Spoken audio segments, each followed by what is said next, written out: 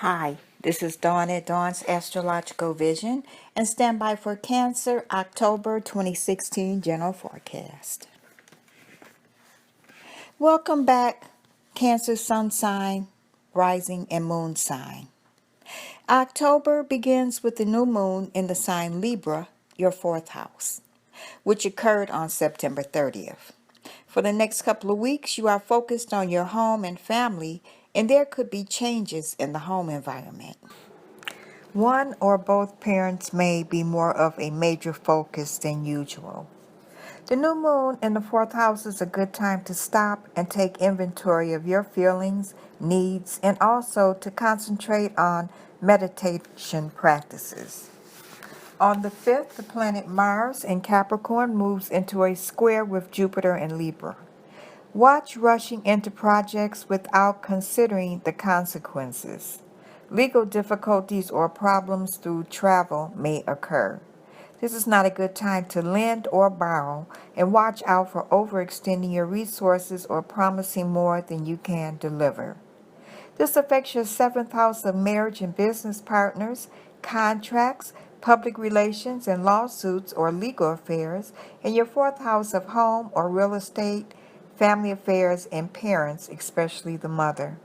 Until the 22nd, the sun is in your fourth house, and you're coming into a period of greater than usual emphasis on emotional security, which can also manifest as putting down roots somehow. Home and family matters can play a big part. Relatives may take on a greater importance than ever before.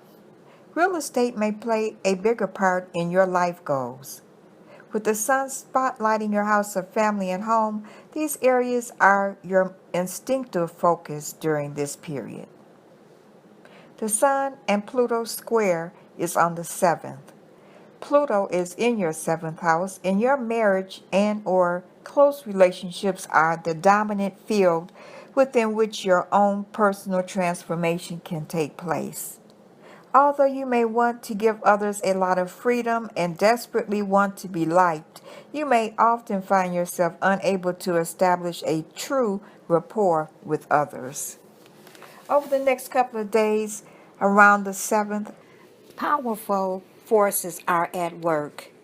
Power struggles are possible. Your own authoritative, dictatorial methods meet resistance. However, help is on the way. Mercury moves into the sign Libra on that same date and balances out any overinflated egos. On the 15th, Uranus will be making its once-a-year opposition to the Sun in Libra. This is your 10th house and 4th house. Uranus transiting the 10th house can bring about the employment of new and unusual methods of achieving professional goals and ambitions. Friendships and groups or organizational associates can come about through your business or profession, and opportunities and benefits can arise through these venues. Over the next couple of days, before and after the 15th, is an excellent time to clear debris and clutter from your life. Review any limiting circumstances and make a plan to rid yourself of negative influences. Stay on top of any situation that could bring about sudden professional or political reversals of fortune. Beware of sacrificing security for the sake of personal freedom. The full moon is in the sign Aries on the 16th.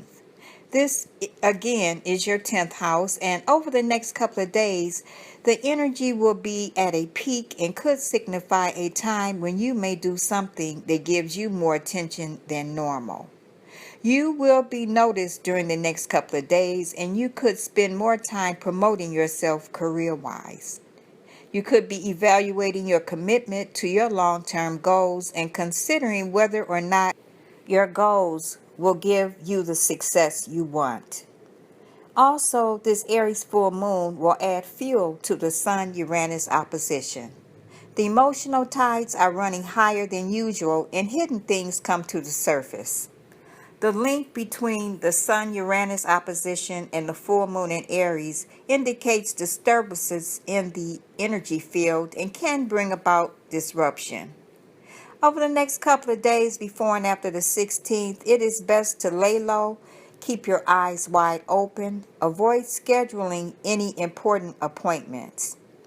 Authority figures can be a source of frustration, whether it's a boss or a parent, and if you've been behaving badly, your social status could take a hit. Make sure you're watching yourself in public so that you don't offend someone. On the 18th, Venus moves into the sign Sagittarius, your sixth house. You should notice harmonious relationships in the working environment and increase personal attractiveness through improved health. There is likely to be an increase in social activities connected with work. On the 19th, Mars and Pluto conjoin in the sign Capricorn, the only time this year. This brings about a drive to probe and penetrate, and you may find yourself examining and working through some strong internal changes. If you push too hard, you could be too dominating and even oppressive to yourself and others. Powerful desires, feelings, and inner courage are stimulated now. This is your seventh house of marriage, business partnerships, and other close personal relationships and general public awareness. You can be feeling unusually driven and can work intensively without a break as long as you are doing what you want. Old problems and unresolved trouble spots may surface now, especially regarding your need to be in control or to assert yourself. On the 22nd, the sun moves into your fifth house, the sign Scorpio.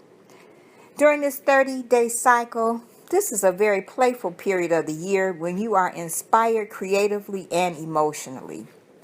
After a period of self-protectiveness, you are now more spontaneous and more willing to take risks.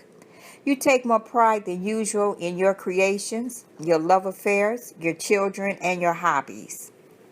Pleasure and amusement play an important role in your search for freedom of self-expression now. Show off your best colors. You want others to take notice, and you are more sensitive to whether people appreciate you.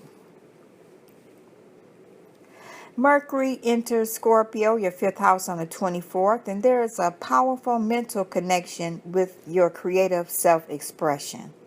Until November 12th, you are proud of your ideas and very good at expressing them to others smoothly. Your thinking is more creative than usual. You tend to entertain others with your conversation, and your sense of humor is especially strong. You might enjoy researching speculative ventures now.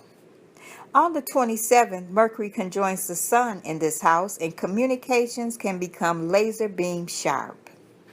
On the 29th, Mars in Capricorn squares Uranus in Aries, your 10th house.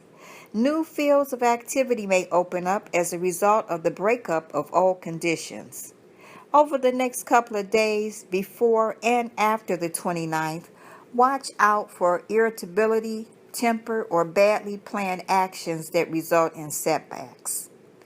There is a tendency towards carelessness. With this aspect, losses may result from entering into ventures that are too new or different from what you normally do. Watch out for accidents.